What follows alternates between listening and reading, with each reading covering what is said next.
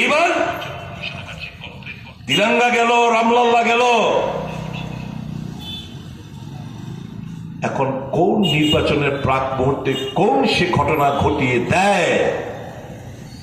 কারণ জানে মোদী সাহেব জেনে গেছেন, তাদের ইন্টারনাল সার্ভে জেনে গেছেন, आरएसएस এর সার্ভে জেনে গেছেন, বিভিন্ন इंटेलिजेंस सोर्स জেনে গেছেন যে इनको 200 पार करना भी नामुमकिन है। 400 का दावा कर रहे, 200 पार भी नहीं हो पाएगा इस बार। এবার ভারতীয় জনতা পার্টি ফিরে আসার কোন রাস্তা নেই, কোন উপায় নেই।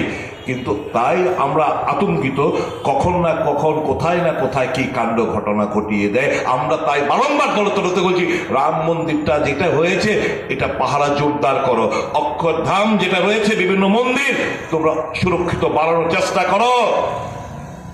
কারণ যে কোনো সময় যে কোনো জিনিস উনি করতে পারেন। কারণ